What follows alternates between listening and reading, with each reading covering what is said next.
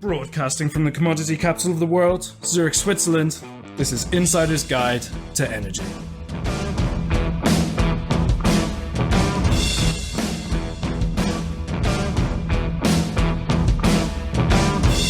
This edition to Insider's Guide to Energy is brought to you by Fidectis.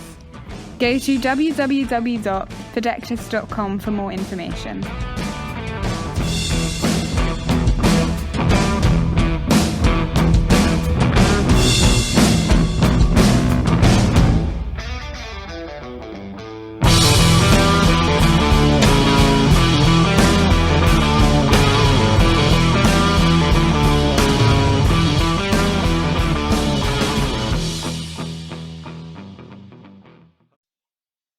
Welcome to Insider's Guide to Energy. I'm your host, Chris Sass, and with me, as always, is co-host Johan Oberg. Johan, how's it going today?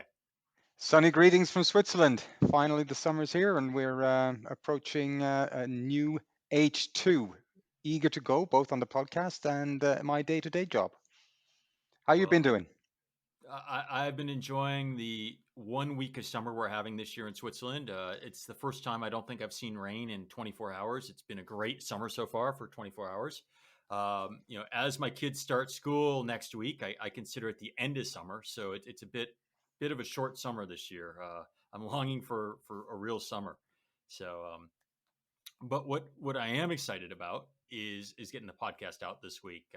In doing the show prep, had a lot of fun reading about our guest, figuring out, somebody that saw a problem or potential problem coming in, took his passion, ran with it, and started a company to go solve it. And, what's interesting is so many of us take for granted that we want sustainable energy and renewable. And we hear all these government initiatives across whichever country you're in, whether it's, a current one from the Biden administration, whether it's the EU Commission saying, we have to do certain things. But it's all predicated on having renewable energy and scale. And how do you get these projects out there at the rate so that 2030, 2050, and these dates sound far away, but they're not. How do we achieve that goal? And that's what I hope our guest shares a little bit with us today. I don't know, Johan, what are you thinking? No, I agree, and you're spot on. I think we're talking about 2025, 2030, even 2040, and I think in energy years, it's not like dog years. It goes quick. I think we're going to be there much quicker than we think, and this is a big tanker to turn around. So I think that's clear for sure. But I think it's interesting, on the show we've had guests now where we're up to 30 plus shows, and we've had anything from lobbyists in terms of the politicians. We have the financial part, the investment part. But we've also touched, obviously, on sustainability, which will be interesting to hear more from. But what I am also very interesting to hear from our guests today is basically two things. One is how do we apply new technologies into this one? Where does they fit? Is it just buzzwords, or are they really being used, and what do they define? And the second part, which would be interesting to see, is also in the investment part. We are looking at maybe a new generation of people in the industry that are encouraging companies to grow even outside of the corporations with different kind of summits, etc. So really looking forward to it. We'll see if he agrees. Well, we'll find out. As always, you and I have our opinions. We're not afraid to state them and be blatantly correct or blatantly wrong, whichever the case might be. But rather than guessing, let's invite our guest to the show and find out more about his background. So without further ado, I'd like to introduce Phillip Bruner. Phillip is CEO of Enian. Phillip, welcome to the program. Thanks, guys. It's good to be here, and appreciate you having me. Well, we're as you can tell, we're anticipating a great show. We're looking forward to it. Hopefully, the internet hasn't steered us wrong, and our pre-game has us on track of what you do. But before we get into exactly what that is, maybe just a small background about yourself for our audience, so our listeners know who you are and what you do from your perspective. Sure thing. So, well, as you can hear, I'm an American, but I'm also an expat. So I've been living in the UK for about the last 15 years. And I came to Scotland back in 2009 as an academic. So my original entry into the renewable energy sector was studying geopolitics and being an academic researcher in that field. And interestingly, around that time, back in 2009, Scotland had the most ambitious renewable energy electrification program in the world. They had aimed to go 100% renewable by 2030, I believe it was at the time. There was a huge buzz in Scotland around, trying to make Scotland a renewable energy powerhouse on the world stage, and there are potential implications for the UK as a whole and for Europe. And so I got very much involved in all of that, and ended up getting pretty distracted from my PhD. Started a couple of project development businesses, and then went into tech about 3 years ago, and started this company to try and accelerate and solve some of the pain points that I experienced as a developer. So, what kind of pain points are you talking about? I think I have some idea from the pre-show of what we might go to, but probably better to hear it from you. So you were doing some project kind of work, and you saw hurdles, perhaps. So what are they? Oh yeah. Yeah, so project development is a lot of fun. Firstly, project developers are jacks of all trades. They're Renaissance people. They have to balance competing interests from different stakeholders with different agendas. They have to be financiers. They have to be entrepreneurs. They have to be technologists. So the really fun thing about being a project developer is you get to speak every day with lots of different kinds of people, and you get to build coalitions to bring projects forward. So that's the fun part. The downside, of course, and we're talking about project development at commercial scale, is that projects move very slowly. And there's a lot of uncertainty and a lot of risk involved at the early stages of project design. One of the big pains that project developers experience has to do with uncertainty around grid connection. You can find a great landowner that you can partner with, or you can find a great resource, a very windy or very sunny part of the land area that you're looking at, and it can be, there can be lots of other projects in the surrounding area that makes it look like it's a go. But then, figuring out what the grid situation is going to be like is always a difficult challenge. And then on top of that, there's a lot of uncertainty around whether or not a project will get planning consent. If a local community might oppose a project for some reason, you need to figure that out. You need to know who you're dealing with on the land side. Are they a bankable partner? Have they had similar, have they done previous deals in the past that they've been an active participant and a champion of? So there's a lot of political risk and technical risk involved in project development that makes projects move very slowly. So typical project, commercial wind farm, can take up to 7 or 8 years in development.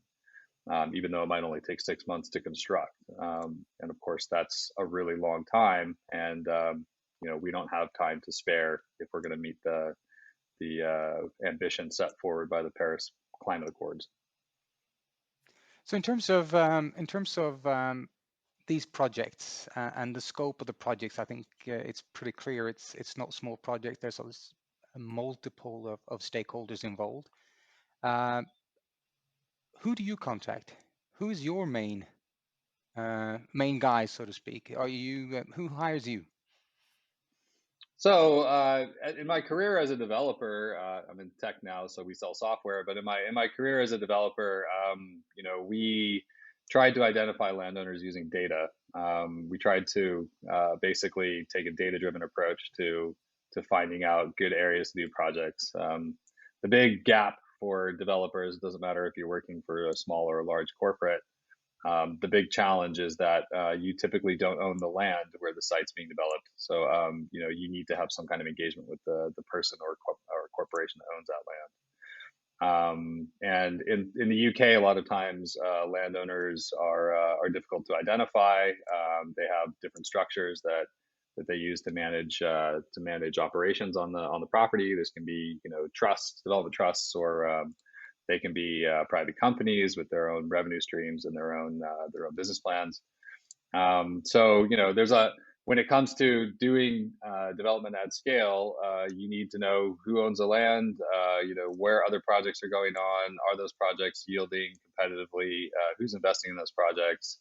Are they getting a bankable grid connection date? There's a lot of factors that go into kind of developing your intelligent filter, separating your 20% from the 80% of projects that will yield profitable results for your business. And so you're a developer, you've got the history of having done that. and then you decided somewhere along the way to transition to selling software, as you said. So you're solving a problem, I suppose. So tell us about the transition. What's changed? So I can understand that that was hard to find the landowners, and there was a lot of uncertainty from what you've described. I mean, these are the nuggets I've picked up from the conversation so far. So how does software help, or how does that turn into something that software can fix? It's a good question. So we started Enian about 4 years ago.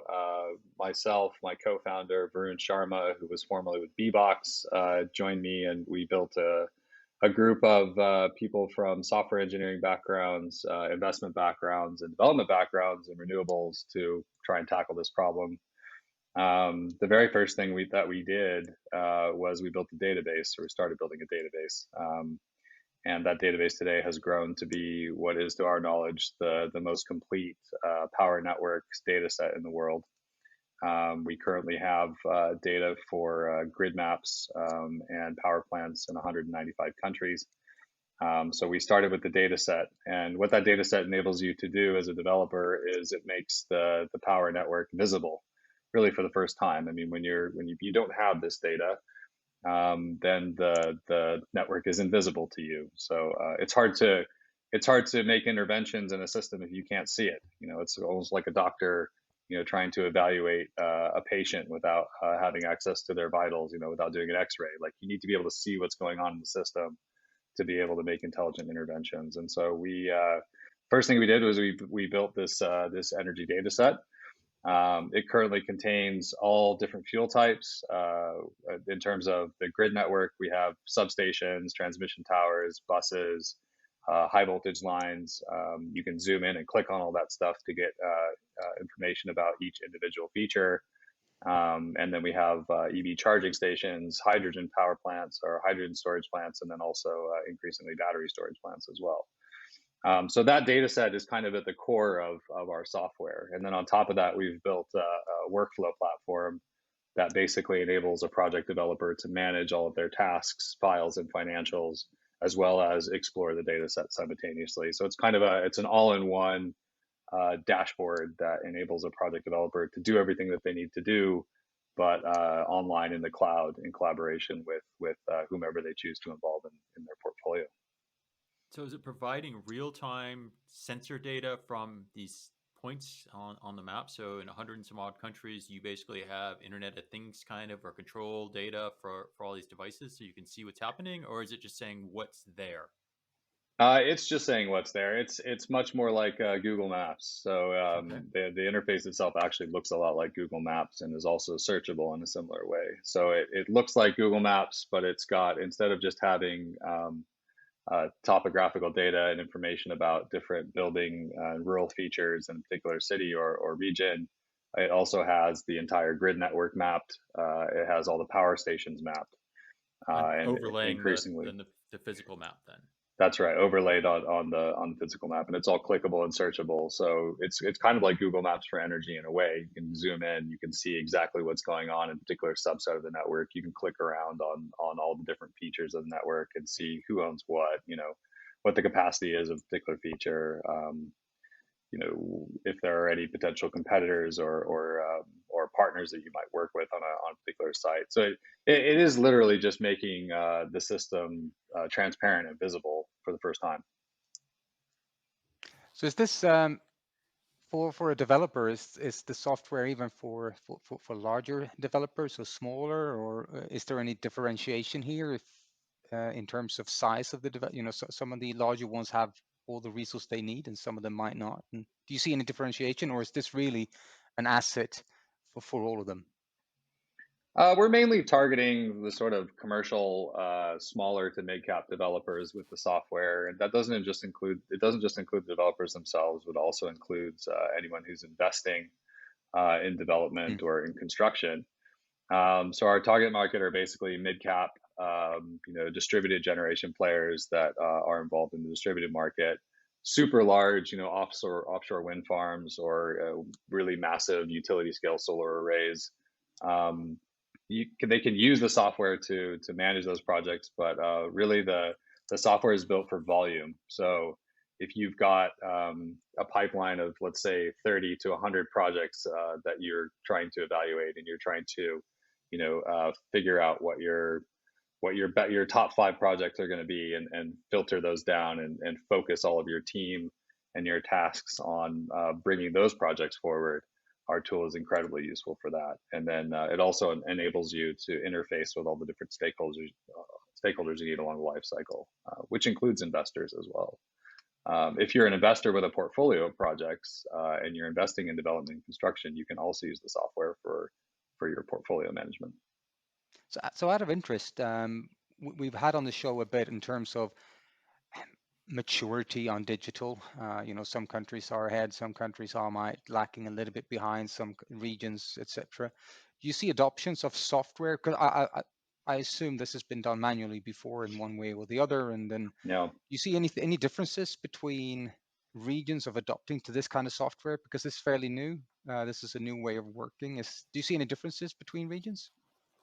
It's a really good question. There's definitely cultural differences in the attitude towards software. The U.S. market tends to be the most bullish. We have a lot of interest from U.S. developers and portfolio managers. I don't want to kind of try and talk about Europe in a single breath, because Europe is 26 different nations with very different cultures. But within Europe, we do see the investment community being pretty switched on when it comes to software, and increasingly developers are embracing software tools as well. And the one thing that has sped all of this up is COVID. So having to continue to push your pipeline forward and continue to move projects forward remotely has been a huge challenge for project managers everywhere, and they're increasingly turning towards software. So what you find in the industry is Microsoft Teams is ubiquitous. Virtual data room providers like Dropbox are pretty often used. Everyone uses Excel for all sorts of good reasons and bad. I mean, Excel gets used in all sorts of ways that Excel was never meant to be used for, and email as well. So increasingly, we're just kind of saying, this is a tool that you can use to kind of, help you stop sending so many emails. Maybe you can get off Dropbox because that wasn't really built for us anyway. You don't really need to use Microsoft Excel as a project management tool. You can just use it for your cash flows and integrate your cash flows with our system, and then use our system to manage your teams and your tasks and your schedules. So the approach, I guess, has been kind of ad hoc. Project developers, to their credit, have not had purpose-built software designed specifically for their market. So they're kind of reaching around, just grabbing whatever they can get, and that tends to be the norm when it comes to workflow. So how big is the market? I'm obviously the CEO of a company you started, so you've done market studies.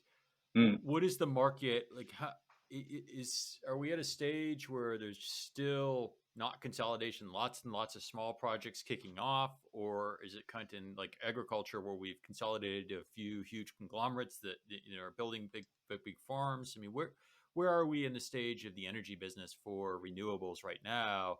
And then what's the size of pipeline of folks that would be using this kind of a platform?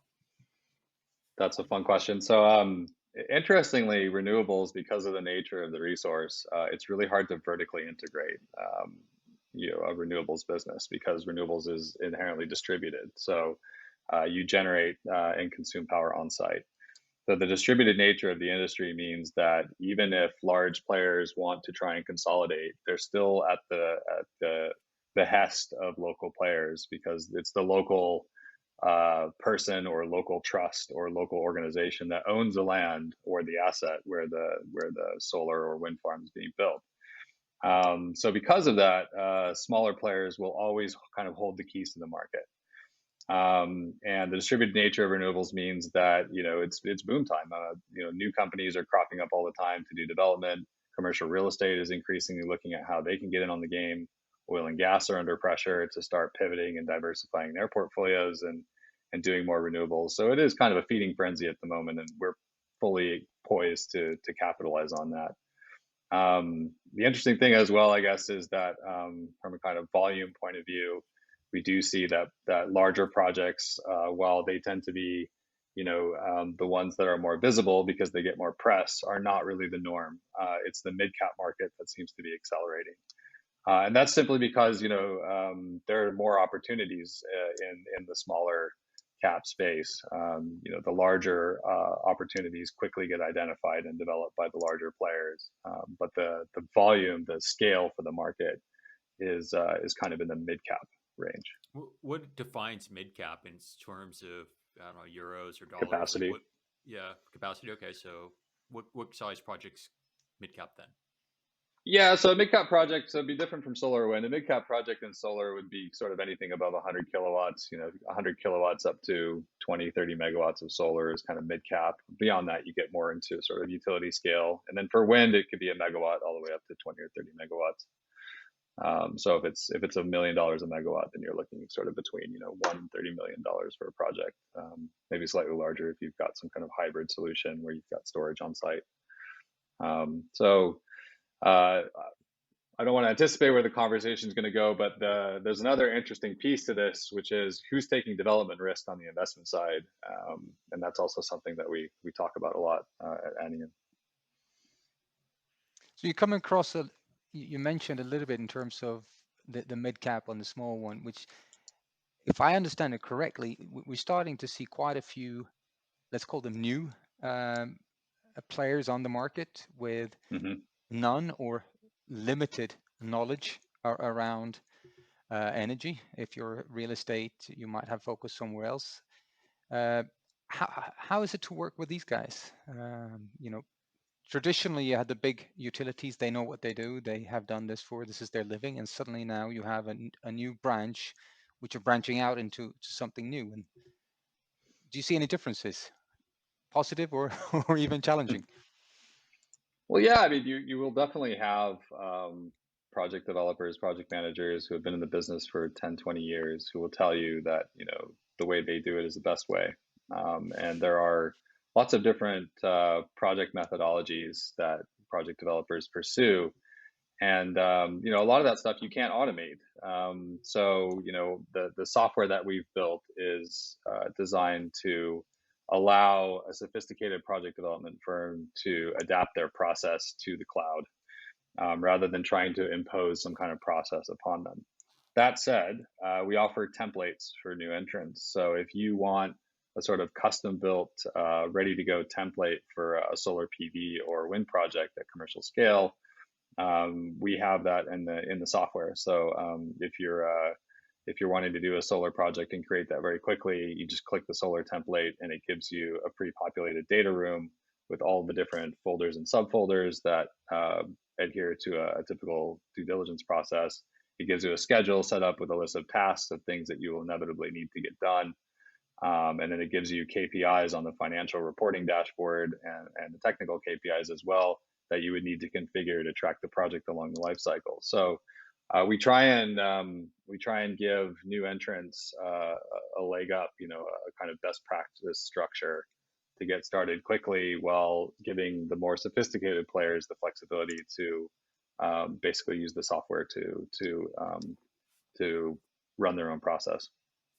And then, so the investor would use the data. How are they looking at it? So if you're an investor, you've got some new entrants coming in. They've convinced me that their project's a good project. So what visibility do they have? What kind of dashboards, or what are they looking at that's different than me actually running the project? Yeah, so we've got a 3-tier hierarchy on the system. So it's project developers are also paranoid. They want to make sure that they have total control over who sees what and when, and that's absolutely fundamental. Like, you need to have a lot of control over who sees what and when, so that you can manage the project efficiently. That's one of the pitfalls of using more generalist tools like Microsoft Teams to manage your team, or Dropbox to manage your external file sharing, is that you can very quickly lose track of stuff, and then you don't really know who has access to what. So that's all fundamental to the process. So when it comes to investors, we know that project developers need to potentially pitch different investment models to different investors, horses for courses, as they say up in Scotland. So in order to do that, we have a guest feature where you can add an investor as a guest, and they will only see the financial side of the dashboard that you share with them. And if you want to create multiple dashboards and link those to multiple cash flow models and share those out with different guest investors, you can do that. So they don't see anything else that's going on in the day-to-day, but they get immediate access to the KPIs basically that you're sharing with them in the model. So how is your platform transforming the industry? So what's different now that you're out there? You're 3 years in, so you've got customers on your platform. Yep. What's transformative? What's different now? If I was 3 years ago and I look at it today, how's my experience different? So the one thing we're really looking at internally, and just to be totally clear, this software has only been live in the market for about a month. So we've been in stealth mode, sort of developing software for the last 3 years. But yeah, the product's been launched and is out in the market just now, and we do have early customers. But the one thing that we're tracking is, our whole ambition is to make projects move faster. So the question, of course, is, first of all, how do you know that you're making projects move faster? And secondly, how do you know that by using the software, projects have moved faster versus using the ad hoc approach? So we have super granular, what we call OKRs, objectives and key results, where we're measuring basically what different parts of a dashboard are doing on a day-to-day basis. So my daily digest is checking in, and we have about 50 companies on the platform. So I wake up in the morning, I have a little dashboard that tells me how many files have been uploaded to data rooms on that day, how many new projects have been created, what kind of projects are they, how many new team members or users have been added today, how many additional schedules have been created today. So I have kind of an overview, not of individual user profiles, but of the metadata around what people are doing on the system on a day-to-day basis. And that gives me a sort of understanding of, okay, things seem to be moving in a particular direction. You could imagine that if you're not using the software and you're using email, for example, or you're using a combination of like email and maybe a generalist solution like Microsoft Projects, you're spending a lot of time configuring, you're spending a lot of time chasing up people for information, spending a lot of time sending emails, basically, instead of actually delivering work. A good example is like when people used to build software without using Slack. So we're not Slack for renewables. I wouldn't say that we're more like Asana for renewables. But before Slack, people that worked in software used to use more generalist solutions or would use email. So like you'd be sending a lot of emails throughout the day, and that's just a very inefficient way of doing things. So the closer you can get to the ground truth of what's going on and the real time interaction of your team with the projects that they've been assigned, the better. And in theory, that should help accelerate things along the life cycle. So why now? Why are you? I mean, people have generally been doing projects for a long time. You joined an industry that already was there. I mean, renewables are maturing and they're growing at a rapid rate. Why would they start embracing technology now? Because I'm comfortable that other people have looked at it and said, hey, this could be automated as well. So what's different this go around? I think it's a demographic shift. So, as people from my generation, from your generation, Chris and Johan, people, I think we're all probably, don't want to take too much of a stab here, but we all kind of look on the cusp of sort of Gen X, maybe some early Gen Y. But, Gen X, later Gen Y, we grew up with the internet. We look for software to get jobs done. So that demographic shift is definitely taking place in the energy industry, and increasingly as our generation and the younger generation grow up with software for energy, that will become the norm. So we used to do a lot of things back in the day when we were developing projects that we would never do today, just because there are tools available now to do those things. One of them is the access to data. So open energy data, which is kind of an academic, geeky space to be involved in, has matured. So one of the things that we do to maintain and grow the data map in the system is we use artificial intelligence. We pull in all of the data sets from public and academic sources on power grid features and power plants, and then we use optical image recognition to validate if those projects and features actually exist in real life. So that was not something that would have been even possible 3 years ago. So are you buying satellite imagery then, or is that when you're saying you're doing optical? So yeah, we use Google API to do the matching. So basically, when you pull the data from most data sets, you get it in CSV form. Occasionally, you get it in PDF, and you have to rip it out, which is a pain. And we hope, if governments, if people working in departments of energy and academia are listening, we hope you will publish your data in CSV for public consumption, because that just makes everyone's life easier. Machine readable format is always better. But once you pull that data, the challenge then becomes validating it, because just because it's been published on a government website, or just because a sophisticated group of academics have created that data set, it doesn't mean that it's correct. So the one thing we find pretty consistently is that coordinates are wrong. So or coordinates are off by a little bit. So we'll pull a data set from, let's say, I don't know, Sweden. And, we'll see that there's supposed to be, 60 different solar projects across, this one part of Sweden. And then we'll actually go in and we'll run this matching algorithm that looks at a satellite image and then can see if that satellite image matches what's actually in the Google Maps API, and tells you with a certain degree of accuracy or within a range how likely it is that location actually has a solar asset there. And we can do that for not just solar and wind, but we can do that for basically everything. We can do it for substations. We can do it for transmission towers. We can do it for other types of more conventional assets like nuclear power plants, natural gas power plants.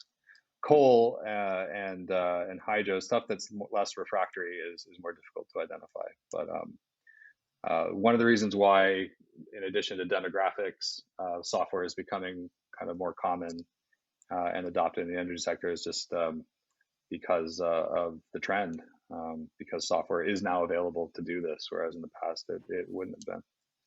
So as a long term, I know the product hasn't been out for a long period of time. You worked quite a bit on it. It started off as a project management tool.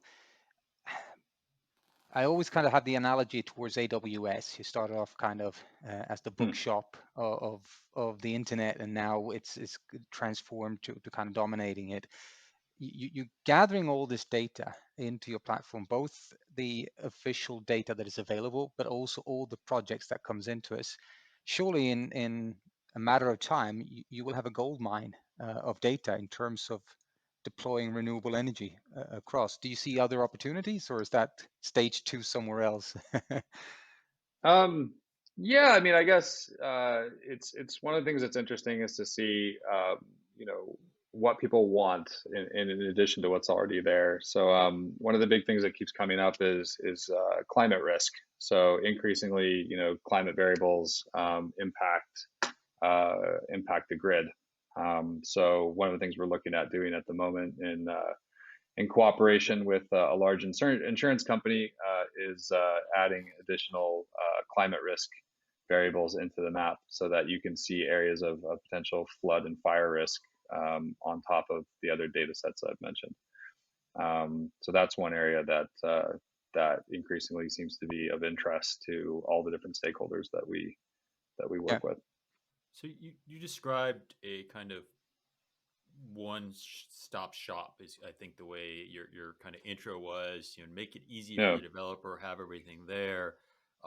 But being a software guy myself and being in the energy industry, one of the things that's really important is open APIs and using things that allow us to focus on our core competence, but yet rely on data and transfer data between platforms and between services very quickly and easily, so that there's not a lot of development cycle, because you have a RESTful API, I have a RESTful API, and we can send things back and forth. So are you planning on developing or joining an ecosystem? And if so, what are the softwares that are most tangential to you? What would be the most logical things for you to touch other than perhaps this insurance app, which might give you some climate risk and some of the land and geospatial information you've already described? What are the other tangential softwares? It's a good question. So at the moment, we do have an API that allows third parties to access all the data sets that we have. We do charge for it. It's not open, but we have to cover our costs. So that's the reason for that. But if people are interested in just accessing the data independently of our platform, we can enable them to do that. The second part of your question was, So what software? what other integrations? Yeah. Yeah, so at the moment we have 3 integrations that are about to be released. One is with Microsoft Excel Online, another one is with Smartsheet, and another one is with Microsoft Teams. So at the moment, we don't really do anything that those 3 tools do, but those 3 tools get used pretty frequently in our market, obviously for financial modeling and cash flow management, and then also for collaboration when it comes to setting up meetings and having calls. So those are the 3 main ones for us: Smartsheet, Excel Online, and Teams. The really exciting thing about the integration with Excel Online and Smartsheet is that this should actually help the financial modelers a lot and make their lives a lot easier, because you can basically just push and pull metrics from your cloud-based cash flow model into our reporting dashboard. And if you change those metrics at any point, they will change on the dashboard. So we're not trying to, I know there's some software companies out there that are saying they're going to replace Excel. We're looking at Excel and saying there's never going to be anything more amazing than Excel for most people, right? Like Excel does do a lot of things very well, and in our industry, Excel is going to be pretty hard to compete with. So we're saying use Excel just like you're doing, use it in the cloud, and push and pull your metrics to this reporting dashboard, and then you'll never have to look at PowerPoint ever again. And if you want to bring someone in to help you with your financial modeling and you want them to, pitch your project, you can totally do that. So the system, we haven't talked about consultants or advisors yet, but the system is also very friendly to consultants. So in terms of, going away a little bit, shifting focus away from the actual platform and the things that you develop. I did a little bit of pre-work on the show, pre-research, and one thing that we've had on this show before, we have a lot of the investment talks, and I'm not sure if I'm seeing it right, but I see more and more of the new leaders in energy are now also starting to support, invest, and looking at driving this kind of energy sustainable transformation also in other areas. I read that you're the co-lead of this Green Investment Forum. I think that's the way I see that is almost like an example of this trend. Usually the energy industry was isolated in their own companies. They did everything within the companies. Now it feels a little bit like we're sharing a little bit more. We open up the ecosystems and we're pushing a little bit more to support other companies. Is that a fair analogy of a part of this change? It is. I mean, so you're both on LinkedIn. We're connected to a lot of people in this industry. I always feel like my LinkedIn channel is rose-colored glasses. I think what's actually happening in the market is that projects are continuing to not find investment. There's huge capital commitments, but the folks that are interested in investing can't find the projects they need to fit their models and to justify the investment. And so increasingly, what we would really love to see happen are institutional investors, climbing up the risk curve and getting involved earlier on in the project lifecycle. And that's a huge challenge. But if you look at, depending on what forecast you believe, if it's Bloomberg New Energy Finance or the IEA or IRENA or BP, depending on what forecast you believe, it looks like the amount of capital that's expected to be deployed into clean infrastructure by 2050 is around $40 trillion. That's a huge number. But then if you look at the amount of money that we're supposed to deliver into clean infrastructure by 2050 to meet the Paris Climate Accords, it's about $130 trillion.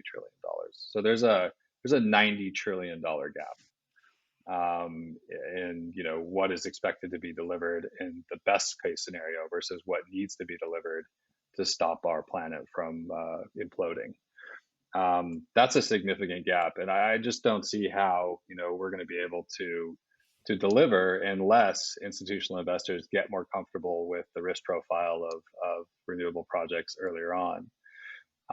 So one of the things that we talk about in the Green Investment Forum, and one of the things that we talk about with our investors, we have investors on our cap table who are ex-Goldman, ex-oil traders. Some of them worked in infrastructure for investment banks. And one of the conversations we're always having is, well, what do institutionals need in terms of data points to be able to get more comfortable, taking construction risk or even taking development risk in projects. And that has to be the topic of conversation on everyone's agenda going forward, because if the capital demand is not met by bankable project deal flow, then there's just no point.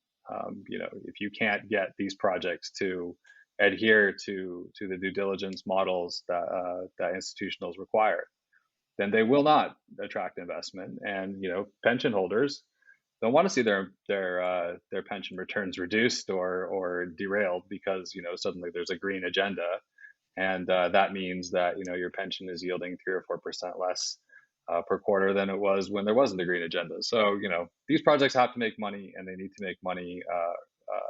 They need to fit the due diligence models of the key players.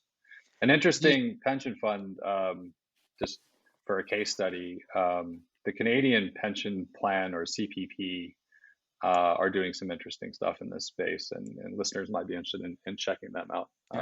They've got a strategic plan for climbing the risk curve and getting involved earlier on in projects from an equity perspective, and they're doing that through collaboration with mid-cap project development teams. Yeah, which was actually a little bit my question around this. Are we in status quo still, or do we see development on this? We had a guest on previously talking about the CO2 prices in terms of where everyone stalled quite a bit, and suddenly now it's catch-up time, and it'll be interesting to see then if the financial is the same. Because sooner or later there's a financial gain on this as well, but I guess to be followed. Yeah, I mean, pension funds have gone into more conventional infrastructure in the past, and the renewables need on a big risk, to rise to the challenge. They need to adopt standards and rise to the challenge. And I think once they do that, then institutional investors will be plowing capital into development, hopefully. But do you think it's just because it's early in the game? I mean, granted, you have a clock running, or the world has a clock running, and the end game is the end game. But I mean, these things don't tend to happen overnight, right? I mean, inertia needs to take place. They need to see successful projects. There's a bunch of things. You talked about standards. There's a learning curve. So is it just that it's projected based on what we know today, or is it likely that a year or two from now, and you start seeing some successful projects and taking models that you can cookie cut or roll over it again and again, you can start scaling? I mean, what's your thought there? So tough, right? Because the cookie cutter model when it comes to renewables is kind of a myth. I mean, every project has its own unique dynamics, and every project is different.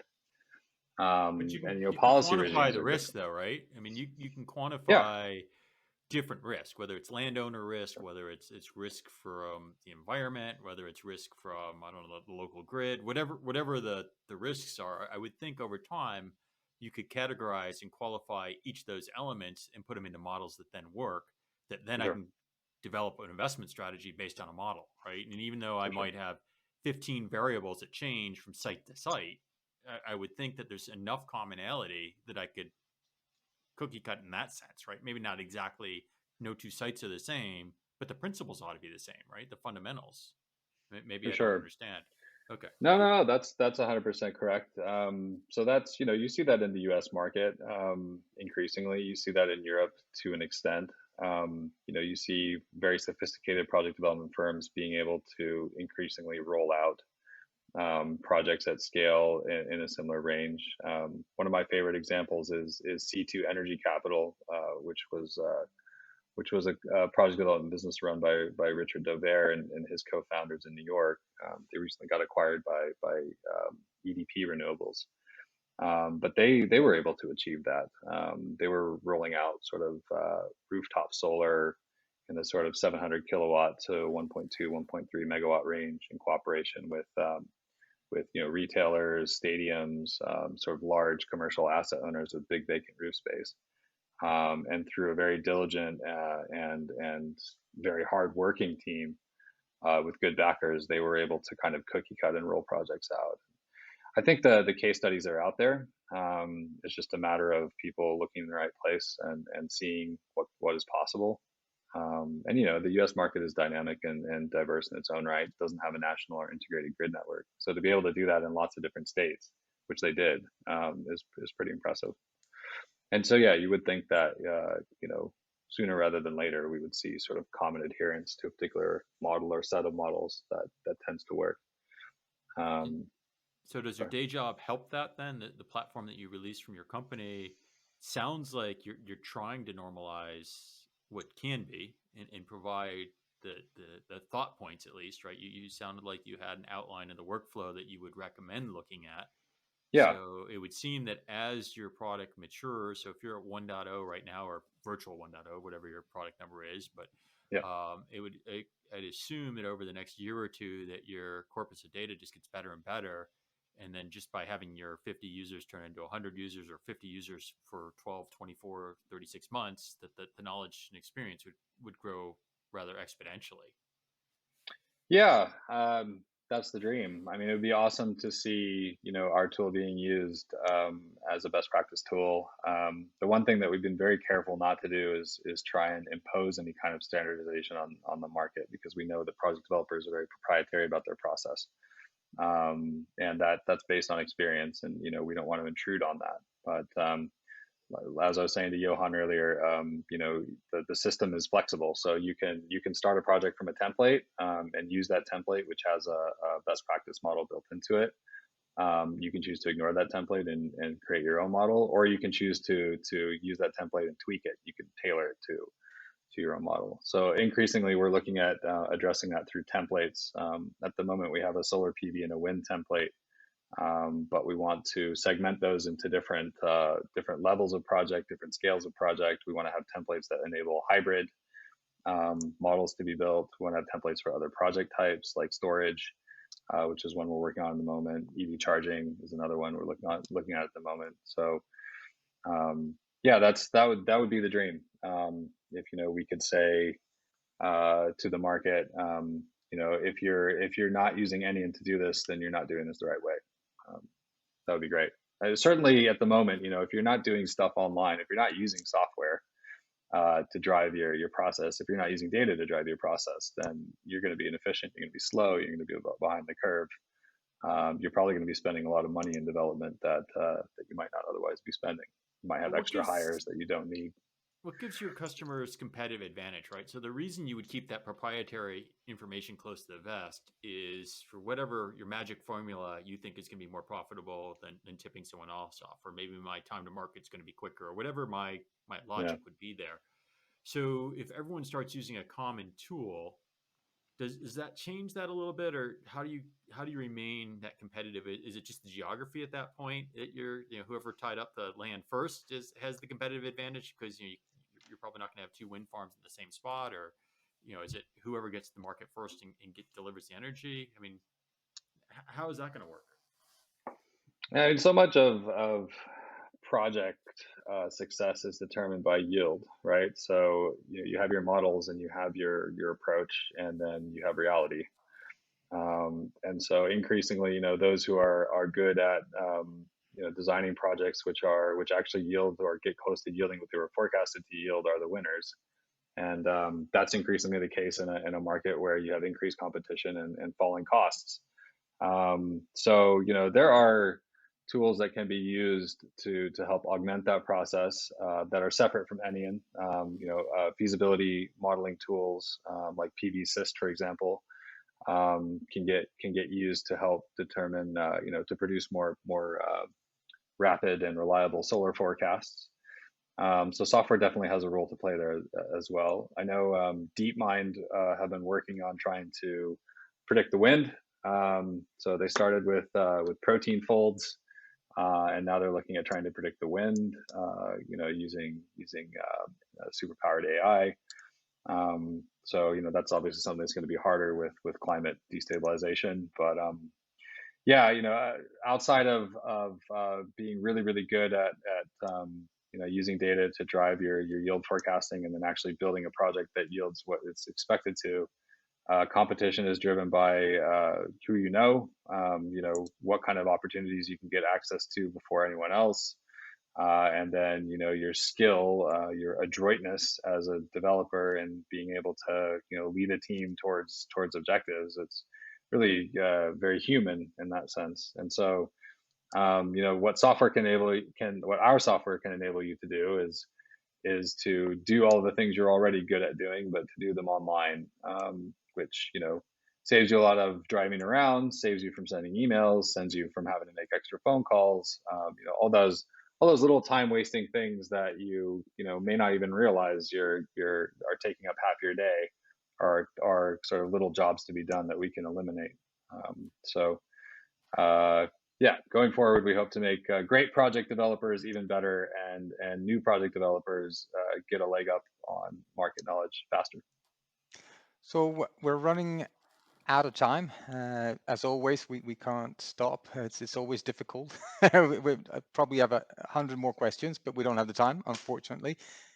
As a final question, absolutely next time. But as a final question, I've been thinking about this since you opened the show. Living in Scotland now as an expat, the ambitious goals of Scotland to 2030 of being full renewable. Where are they? Are they reaching it? They've met it. They've met that goal. They did it last already. year. Yeah. All right, fantastic. Yeah. They say Scotland's competitive advantages are the 3 W's: wind, water, and whiskey. Love it. Great to have you on, Phillip. Fantastic. It's been a pleasure. Thanks for having me on, guys. Yeah, it's been great to have you on the show. My final thoughts would be, so you went from the excitement of building these projects or taking on these projects to building a company. The job description you talked about in the beginning sounded a lot like the job description of a CEO, pretty much, a little bit MacGyver along the way. How do you like the change? Are you enjoying what you're doing right now? Has it been fun to get to the point you're at? Definitely. It's been a ton of fun. Technology startups are incredibly hard. And so it hasn't been without extreme challenges. But the one thing I love the most, I guess, about this job is working with software engineers. So my previous job, I worked a lot with civil engineers, hard hats, people that go on site and actually build stuff in the built environment. But working with software engineers is a totally different thing. And what we try and do at Enian is bridge those two cultures. So, we need software engineers to understand what civil engineers do, and we need civil engineers to understand what software engineers do.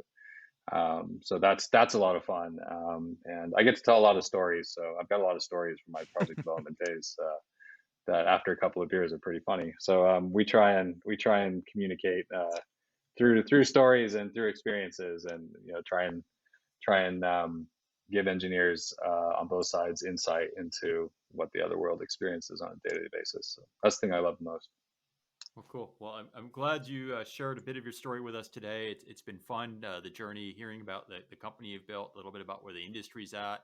I'm not convinced that I got the answer to my opening thought is, are we going to get the critical mass we need, and are there enough tools? So I certainly heard you describe tools that would make things more efficient, incrementally improving the process. But I don't know how we get that $90 trillion gap filled yet. I wait to see the breakthrough in technology that helps do that. It is exciting to hear about some of the tangential software and the amount of data available and people leveraging the data to do creative things. That's always an exciting time. So thank you so much for being our guest today. It's been a pleasure, guys. Look forward to the next time, and thanks a lot. Thank you. And once again, to our audience, you spent another hour listening to Insider's Guide to Energy. We hope you've enjoyed the show. If you've yet to subscribe, please subscribe. If you have friends that want to hear the show, please recommend the show. And don't miss our newest podcast, Stories. Our second edition should be out by the time you hear this show. So we hope you enjoy that podcast as well. Thank you so much.